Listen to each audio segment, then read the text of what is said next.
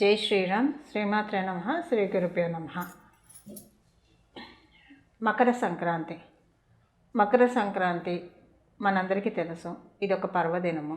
ఇక్కడి నుంచి మనకి ఉత్తరాయణ పుణ్యకాలం ప్రారంభమవుతుంది. మకర సంక్రాంతి మనకి ఎందుకు వస్తుంది? సూర్యనారాయణమూర్తి ప్రతి రాశిలో కూడా ఒక నెల నాళ్ళు సంచారం చేస్తూ ఉంటాడు. మేషరాశి మొదలుకొని మీనరాశి వరకు కూడా ఆయన 12 నెలలు సంచారం సాగిస్తూ ఉంటాడు. ఆయన మకర రాశిలోంచి కర్కాటక రాశి వరకు చేసే సంచారం మొత్తం కూడా ఉత్తరాయణంగా, అంటే ఉత్తరం వైపుగా ఆయన పయనిస్తూ ఉంటాడు. అలాగే కర్కాటక రాశి నుంచి ఆయన మళ్ళీ ధనుసు రాశి వరకు చేసే సంచారం అంతా కూడా దక్షిణాయన పుణ్యకాలంగా మనం వ్యవహరిస్తూ ఉంటాం. అంటే మనకి మకర రాశి నుంచి మిథున రాశి, కర్కాటక రాశి స్టార్టింగ్ వరకు కూడా ఆయన ఉత్తరాయణంలోనే ఉంటాడు. అంటే మీరు సూర్యుని చూస్తే కనుక ఆయన గమనము ఉత్తరం వైపు సాగుతూ ఉంటుంది. అలాగే మనకి మకర సంక్రాంతి మనకి కర్కాటక రాశిలోంచి వచ్చినప్పటి నుంచి ఇంకా తొలి ఏకాదశి నుంచి దక్షిణాయన పుణ్యకాలం ప్రారంభమవుతుంది.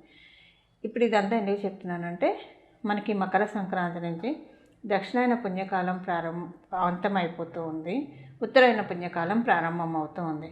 ఈ ఉత్తరాయణ పుణ్యకాలము సూర్యనారాయణమూర్తి భూమికి చాలా దగ్గరగా ఉండే సమయము. అందుకే మీకు చూస్తే కనుక ఇంకొక నెల రోజులు అయిన తర్వాత, మాఘం తర్వాత నుంచి ఎండలు బాగా పెరుగుతాయి. మళ్ళీ మనకి దక్షిణాయనం వచ్చేదాకా ఎండలు, చలి అన్నది మనకి కనిపించదు. ఒక మాఘం వరకే, శివరాత్రి వరకే చలి కాస్తూ ఉంటుంది. ఇక్కడ నుంచి మనకి ఒక నెలలు ఉంటుంది గట్టిగా చెప్పాలంటే. ఆ తర్వాత మనకి చలి తగ్గిపోతుంది. ఎందుకంటే సూర్యనారాయణమూర్తి భూమికి దగ్గరగా వస్తూ ఉంటాడు. అంటే మేషరాశిలో ఆయన ఉచ్చస్థానం పొందుతాడు. మేషరాశిలోకి ఆయన రావడం అంటే, ఉచ్చస్థానం అంటే భూమికి దగ్గరగా వచ్చినట్లు మనకి ఇక్కడ లెక్క.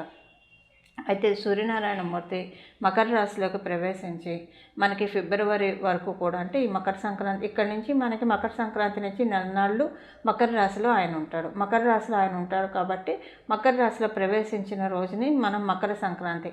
సూర్యనారాయణమూర్తి ఏ రాశిలో ప్రవేశిస్తే అది సంక్రమణం అని అంటాం. అదే రోజుల్లో మనం సత్యనారాయణ స్వామి వ్రతం చేసుకోవచ్చు. మనకి సత్యనారాయణ స్వామి వ్రత కథలో కూడా ఉంటుంది కదా, ప్రతి నెల రవి సంక్రమణ రోజుల్లో వ్రతం చేసుకోవాలని చెప్పి. సో అదే ఇది మకర రాశిలో ఆయన ప్రవేశించడం అన్నది చాలా మంచిది. ద్వాదశ రాశుల వాళ్ళకి కూడా ఒక మంచి, అంటే మళ్ళీ మనకి మకర రాశిలో ఆయన రావాలంటే 12 సంవత్సరాలు మళ్ళీ ఆయన మకర రాశిలోకి సంవత్సరానికి వస్తాడు. ఇప్పుడు మకర రాశిలో నన్నాళ్ళు ఉంటాడు. ఆ తర్వాత మళ్ళీ రావడానికి సంవత్సరం పడుతుంది. ఉత్తరాయణ పుణ్యకాలం ప్రారంభం అవుతుంది కాబట్టి ఖచ్చితంగా మంచి ఇంపాక్ట్ ద్వాదశ రాశుల వాళ్ళకే ఉంటుంది. అదేంటి ఇప్పుడు మనం తెలుసుకునే ప్రయత్నం చేద్దాం. తులారాశి, తులా లగ్నాలకు వచ్చిన వాళ్ళకి మీకు లాభాధిపతి అయిన సూర్యనారాయణమూర్తి మీకు చతుర్థ స్థానంలో సంచారం చేస్తూ ఉన్నారు. సో ఇంటికి సంబంధించిన విషయాల్లో మీరు ఫోకస్ ఎక్కువ పెడతారు. ఇంటికి సంబంధించిన విషయాలు అంటే మనీ సేవింగ్స్ విషయాల్లో కొంచెం డిస్కషన్, ఇంట్లో కుటుంబ సభ్యుల వాళ్ళతోటి డిస్కషన్ చేస్తారు. అంటే సూర్యనారాయణమూర్తి మకర రాశిలోకి రావడం అంటే మీకు ఇన్నాళ్ళు ఉన్న దీన్ని తొలగిస్తాడు. అంటే దేని మీద ఏది ఇంపార్టెంటో దాని మీద మీ ఫోకస్ ఉండే విధంగా సూర్యనారాయణమూర్తి మిమ్మల్ని రూల్ చేస్తారు. ఎందుకంటే ఫైనాన్షియల్ బెనిఫిట్ ఆయన ఇవ్వడానికి రెడీగా ఉన్నాడు. సో ఆ దిశగా మిమ్మల్ని ప్రేరేపిస్తాడు. ఆ దిశగానే మీరు ఆలోచిస్తారు.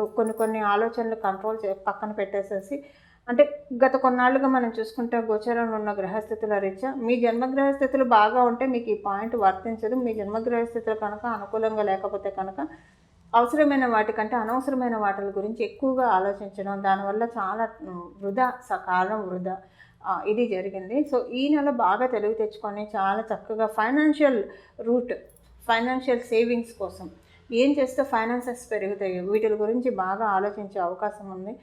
స్వగృహ యోగానికి కూడా అవకాశం ఉంది. మీ జన్మజాతకం బలంగా ఉంటే కనుక ఈ నెల మీకు అలాంటి స్టెప్స్ పడతాయంటే, ఒకవేళ మీకు ఇప్పుడు మీ ఇన్కమ్ స్టాండర్డ్ అంతా లేకపోయినా సరే సంపాదించడానికి మీరు ఆలోచిస్తారు. ఏం చేస్తే సంపాదన పెరుగుతుంది, సో దట్ నేను సేవింగ్స్ చేసుకోగలుగుతాను, లేదా ఒక భూమో స్థలమో ఇల్లు కొనుక్కోగలుగుతాను. ఇలాంటి ఆలోచనలు ఈ నెల బాగా పెరుగుతాయి. కానీ ఈ ఆలోచనలన్నీ కూడా కార్యరూపం దాల్చడానికి సూర్యనారాయణమూర్తి మిమ్మల్ని దీవిస్తూ ఉన్నాడు.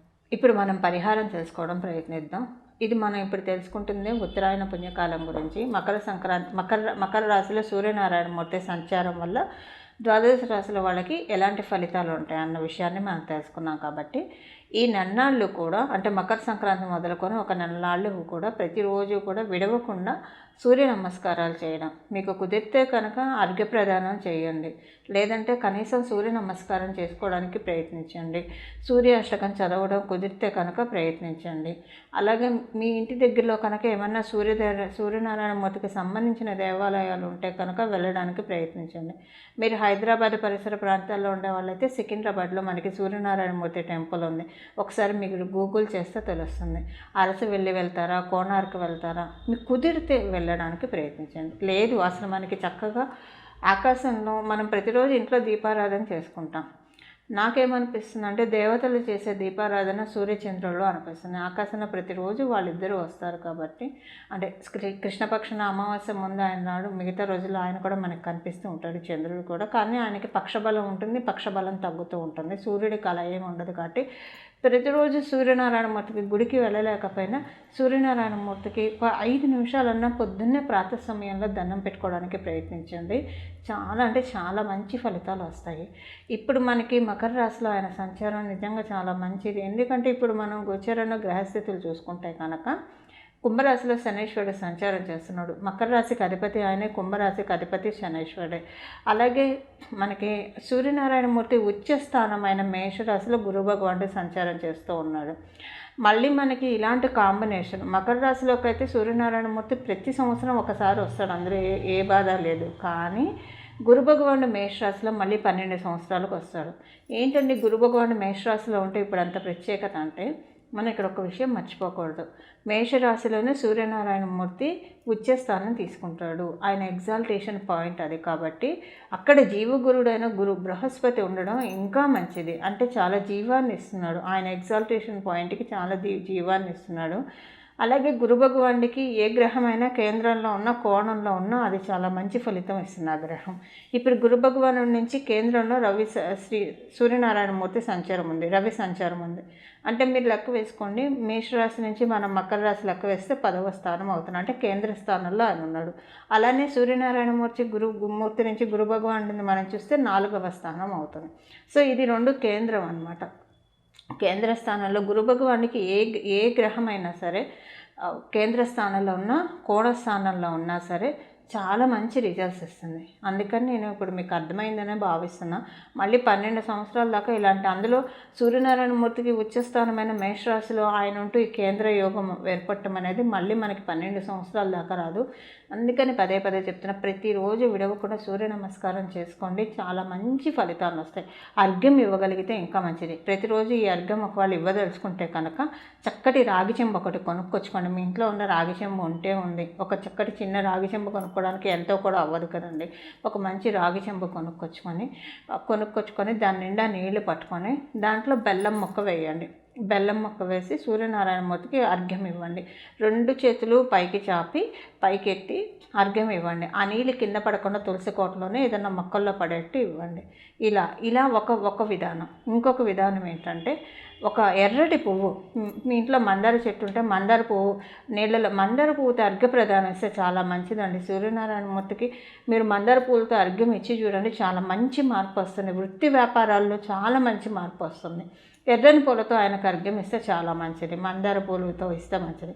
మందార చెట్టు అందరికీ ఉండకపోవచ్చు, మందార పూలు అందరికీ లభ్యం కాకపోవచ్చు. అప్పుడు మనం ఎర్రటి గులాబీ పూలతోటి అర్ఘ్యం ఇచ్చినా కూడా చాలా చక్కటి ఫలితం వస్తుంది. అయితే బెల్లం నీళ్ళలో వేసి ఇచ్చేప్పుడు అదొక్కటే చాలా, అక్కడ ఏం పూలు వేయక్కర్లా. పూలు వేసినప్పుడు బెల్లం వేయకూడదు, దేనికదే విడివిడిగా చేయాలి. ఏదో ఒకటి చేయండి. బెల్లంతో నీళ్లు కలిపి ఇస్తారా, లేదా గులాబీ పువ్వు కానీ మందార పువ్వు కానీ వేసి ఇస్తారా అన్నది మీ చాయిస్. ప్రతిరోజు విడవకుండా సూర్యనారాయణమూర్తికి అర్ఘ్య ప్రదానం ఈ నెల రోజులు, మకర సంక్రాంతి మొదలుకొని ఇక్కడ నుంచి ఒక నెల రోజులు ప్రతిరోజు ఇవ్వండి, చాలా మంచిది. ఆడవాళ్ళు అయితే కనుక పీరియడ్స్ ఉన్న 4 రోజులు ఇవ్వకండి, మిగతా రోజుల్లో ఇవ్వచ్చు. కొంతమంది ఏటి సూతకల్లో ఉంటారు, వాళ్ళు అర్ఘ్య ప్రదానం చేయలేకపోయినా దండం పెట్టుకున్నా సరిపోతుంది. నమస్కార ప్రియుడు భాస్కరుడు కాబట్టి దండం పెట్టుకున్నా సరిపోతుంది. మంగళం. నమో భగవతే వాసుదేవాయ.